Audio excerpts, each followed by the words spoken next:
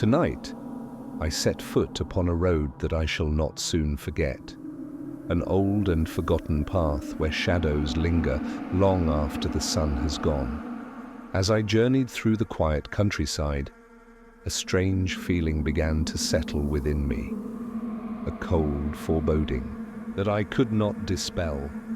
The moon was high, casting an eerie pallor upon the land, and the air was still, heavy with silence.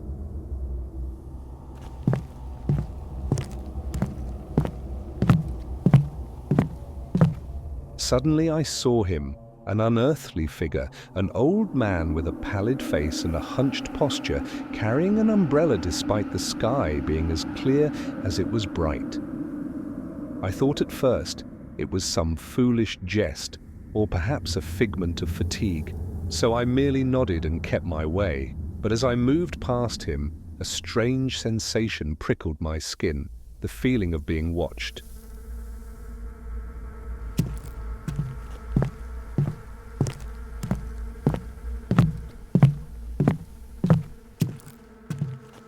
I hurried along, but my mind was restless. I kept thinking of the figure I had seen, and when I reached the next crossroads, my heart nearly stopped. There, once again, stood that same man with the same umbrella, face expressionless, but eyes fixed upon me with an intensity that chilled me to the marrow. How could this be? Was it mere coincidence? Or something darker, more sinister?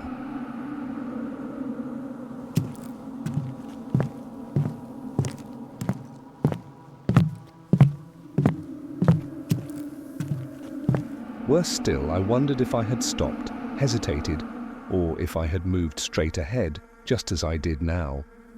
I could no longer tell. The man was always there, as if he awaited me, always at these damned intersections, always watching.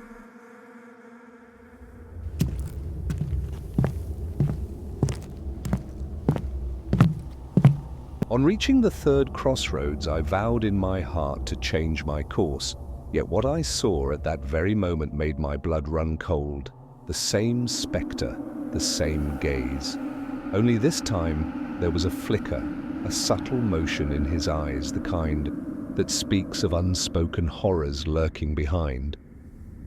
I felt his gaze pierce right through me, a silent threat, an omen perhaps that I had strayed too close.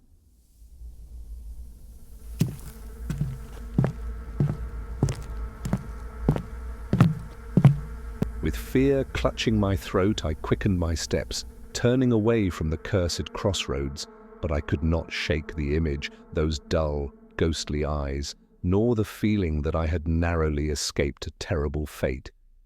It's as if the very fabric of my fate had been woven by unseen hands, hanging by a fragile thread, ready to snap.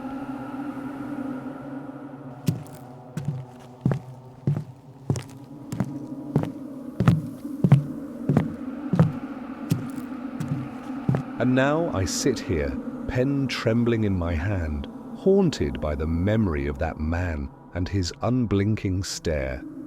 I do not know what power he possesses, or if it's merely my own terror that grew in the shadows of that lonely road.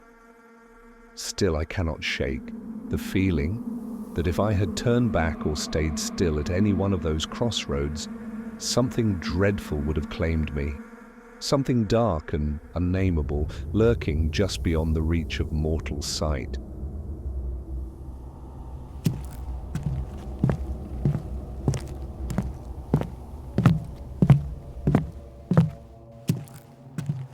God forgive me, but I sense I have escaped only by luck or some cruel twist of fate. May the Lord's mercy be with my soul, and may he shield me from what else might be waiting in the silent darkness.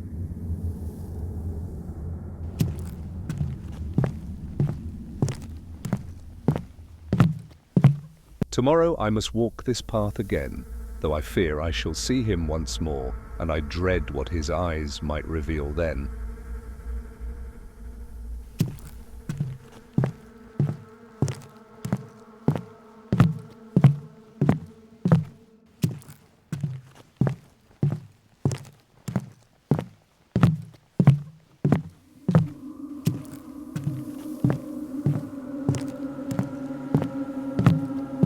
have mercy on us all.